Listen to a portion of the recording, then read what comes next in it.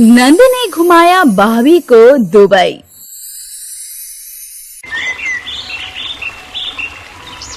अंकिता और सोनम दोनों गहरी दोस्त थी। अंकिता एक बहुत अमीर परिवार से थी, जबकि सोनम एक गरीब परिवार से। आज भी दोनों कॉलेज की कैंटीन में बैठी हुई बातें कर रही थी।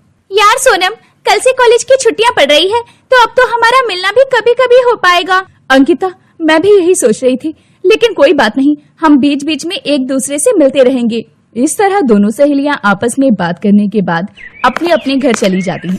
जहां अंकिता अपने घर आती है तो वो अपनी माँ शिवानी को अपने पिता कमलेश से बात करती हुई सुनती है। अजी, मैंने जय के लिए बहुत अच्छी लड़कियां देख रखी है। बस एक बार इनमें से जय किसी एक लड़की को पसंद कर ले तो मैं जल्दी ही जय की शादी करवा दूं। बात तो तुम सही कह रही हो शिवानी। अब जय की उम्र हो चुकी है और सही उम्र पर बच्चों की शादी हो जाए तो सही होता है। लेकिन इस बारे में मुझसे बात करने से पहले तुम अपने लाडले बेटे से पूछ लो कि उसका क्या कहना है। वह शादी करना चाहता भी है कि नहीं।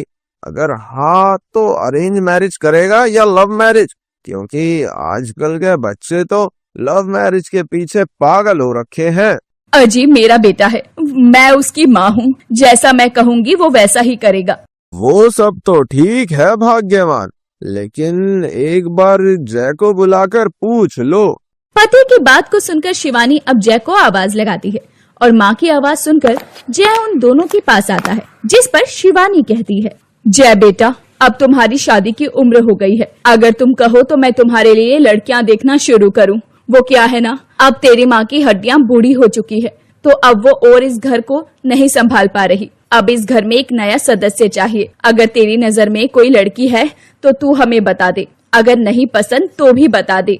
नहीं माँ, मुझे कोई लड़की पसंद नहीं है, क्योंकि मैं अपने काम में इतना बिजी रहता हूँ कि मुझे किसी लड़की से बात करने की फुर्सत ही नहीं मिलती।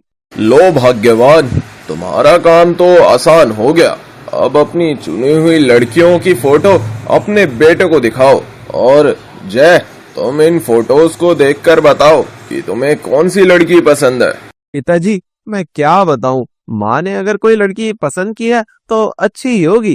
वो लोग बातें कर रहे थे, तभी बीच में उनकी बातें काटकर अंकिता बोलती है, मेरे इकलौते भाई की शादी की बात चल रही है और आप लोगों ने मुझसे पूछा ही नहीं। ये कहाँ का इंसाफ है?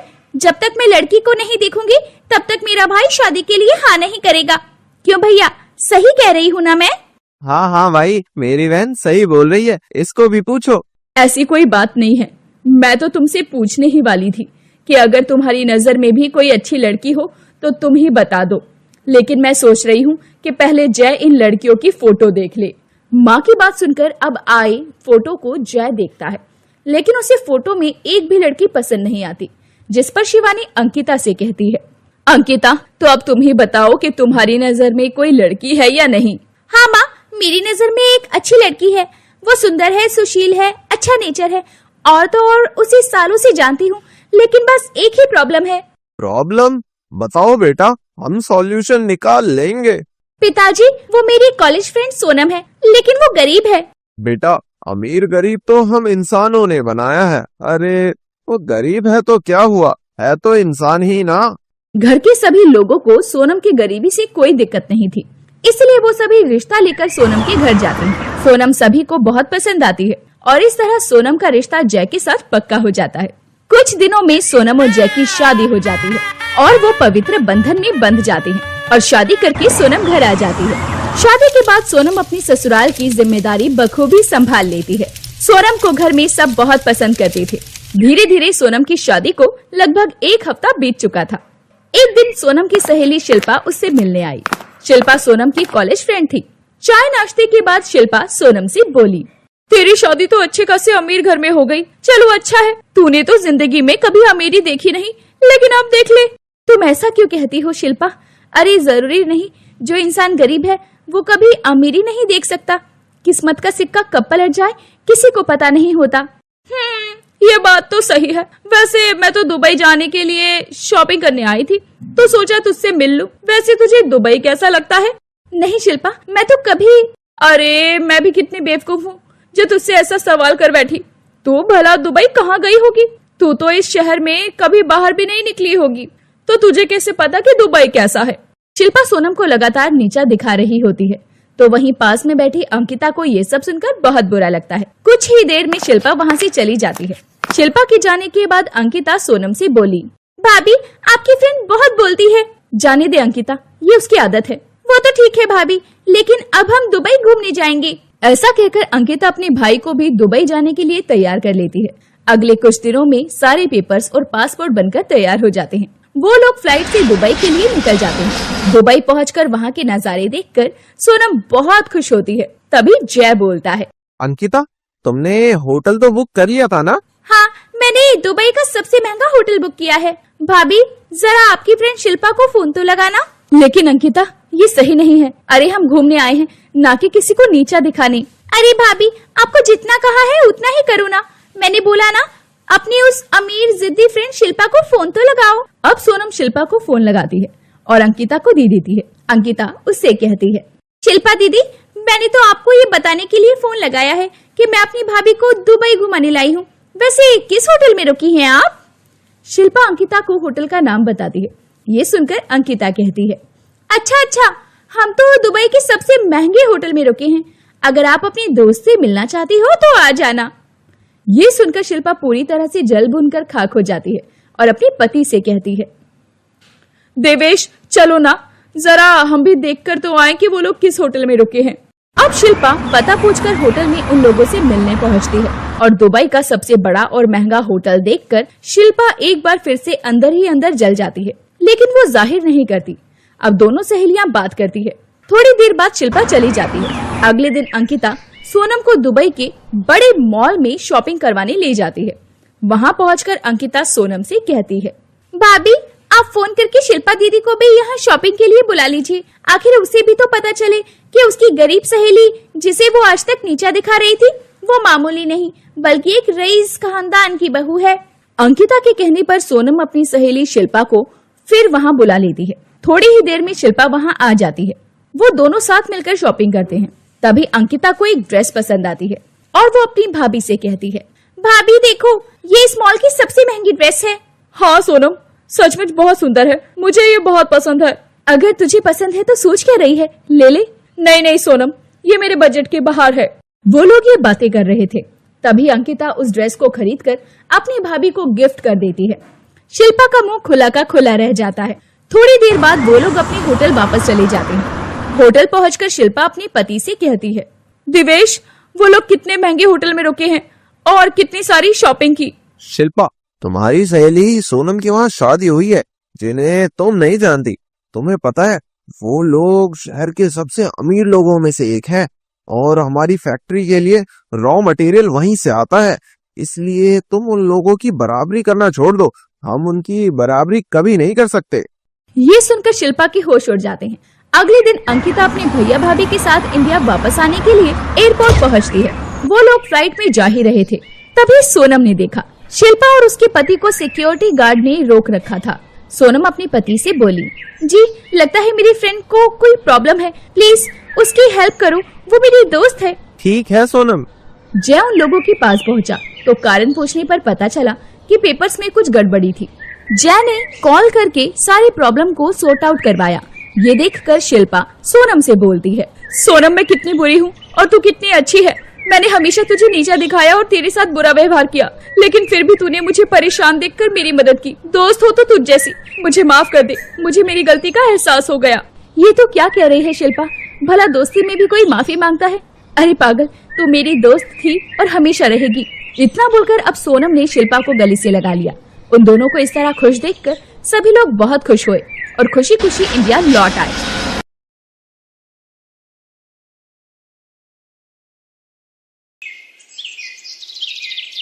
अरे वाह, ये तो बहुत ही सुंदर झुमके है जी। मैं कल ही अपनी साड़ी के साथ ये वाले झुमके पहनूंगी।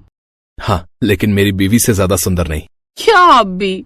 फिर अगली सुबह नहाने के बाद राधा खाना बनाने रसोई में जाती है। तभी उसकी ननद रश्मि वहाँ आती है और उसके झुमके देखकर कहती है, अरे वाह भाभी, आपके झुमके तो बड़े सुंदर हैं। ये कब लिए? ये कल ही तुम्हारे भैया लाए हैं। सुंदर है ना?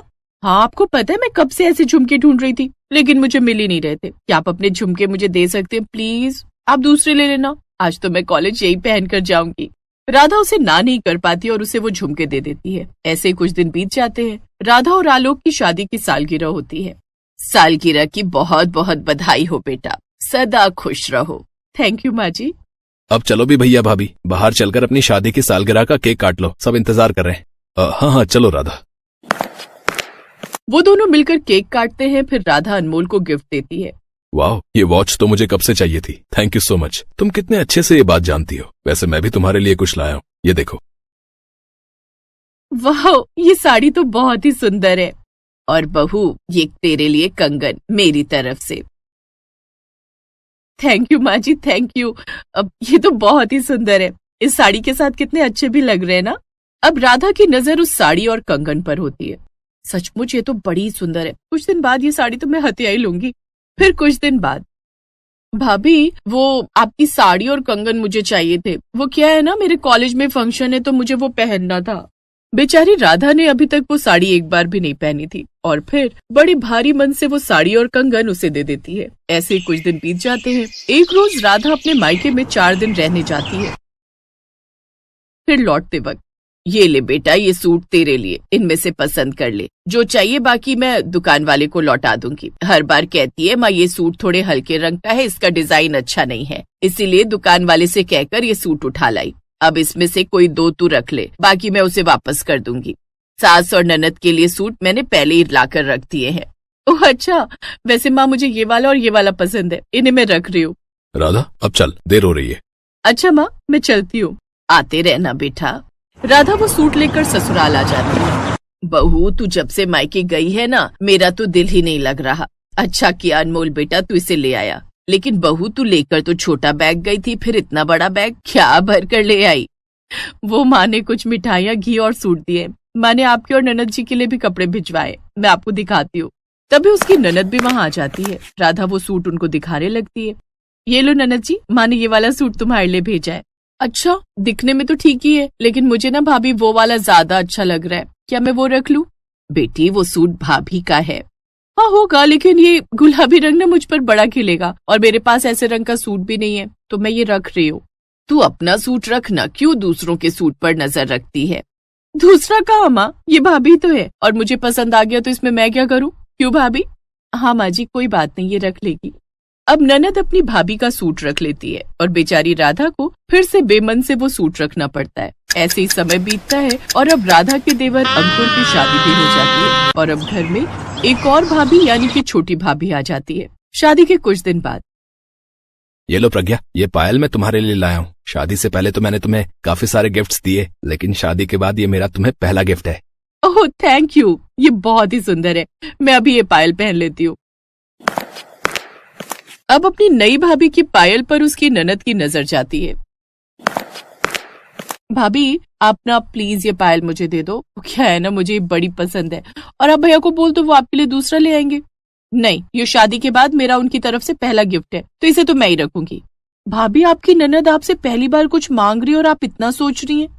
अब ना चाहते हुए भी उसे वो पायल उसे देनी ही पड़ती है, लेकिन इन सब से उसका मूड काफी खराब होता है। कुछ दिन बाद प्रज्ञा अपने लिए ऑनलाइन शॉपिंग करके कुछ कपड़े मंगवाती है, जिसमें से आधे से ज्यादा तो ननद ही उठा लेती है। क्या भाभी, आपने अपनी शादी पर भी तो कितनी सारी शॉपिंग की थी, अब ये वाले तो मैं रख रही हूँ। अब वो उसके वो कपड़े भी रख लेती है, लेकिन प्रज्ञा अब मन ही मन सोचती है, ननद को तो सब चाहिए, लेकिन अगर मैंने इसे नहीं रोका तो इसकी ये हरकत बढ़ती जाएगी।